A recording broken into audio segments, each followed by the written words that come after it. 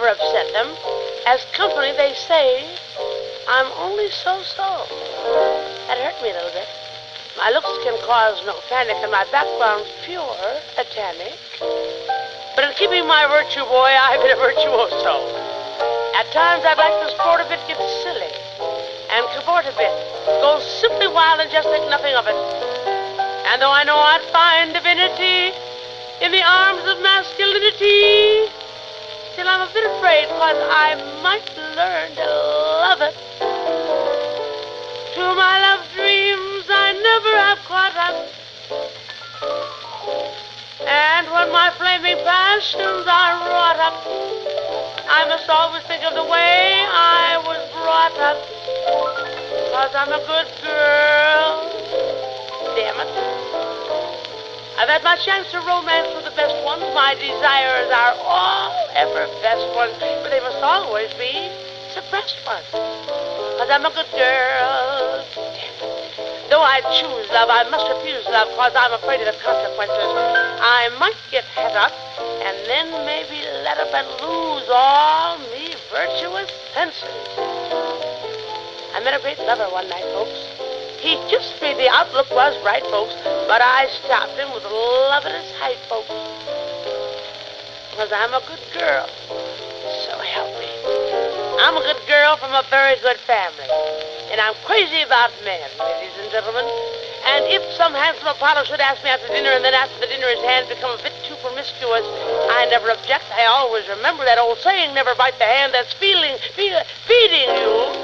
But there's one kind of a guy I don't like so much. And that is a sofa loafer. You know what is a sofa loafer? He's the kind of a guy that gets you down on the sofa and starts singing, life is just a bowl of cherries. Well, as I've always said, nuts to cherries, when there's so much more fun in a Victorian bed.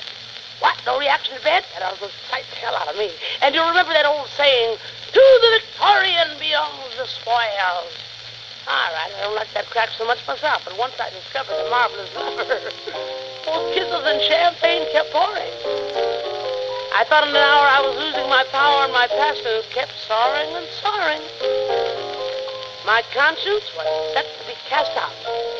I was hoping the champagne would last out. But at the critical moment, he passed out. So I'm still a good girl.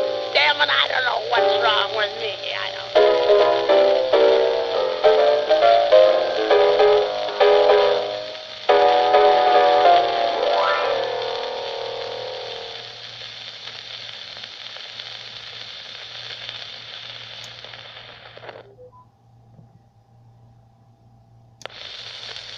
Catherine the Great, the Madcap Empress of Russia, who was never known to veto any proposition.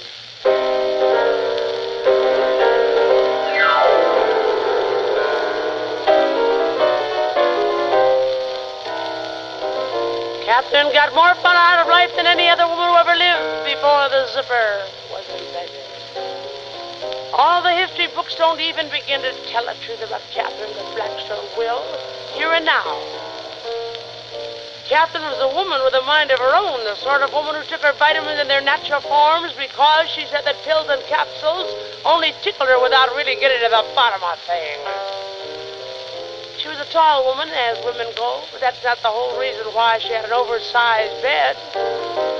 Catherine was called the mother of all the Russians, and she came damn close to being exactly that. She considered them even closer to her heart than her own relations, unless, of course, you considered her very favorite relations, which were sex.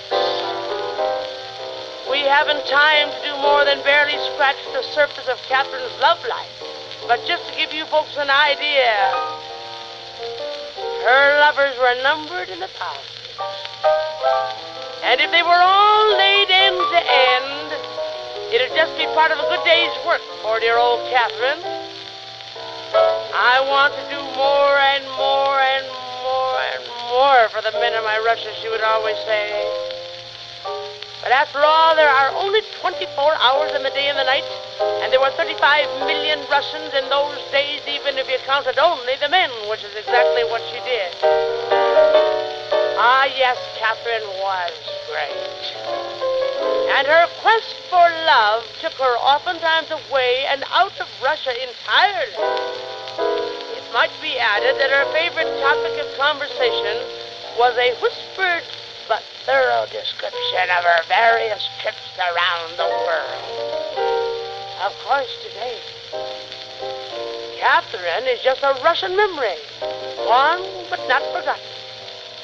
For her faithful subjects built a statue in her honor, inscribed with words from Catherine's personal coat of arms, which translated into English reads, "There are no virgin sturgeon, or we'd have no caviar," or, "Let his mother worry, take him to your room instead."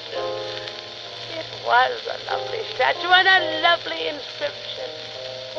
But unfortunately, no one recognized it as Catherine the Great until a violent windstorm blew it flat on its back. Then everyone knew it must be Catherine, all right, because flat on her back was Catherine's favorite position, proving that it is an ill wind that doesn't blow somebody good.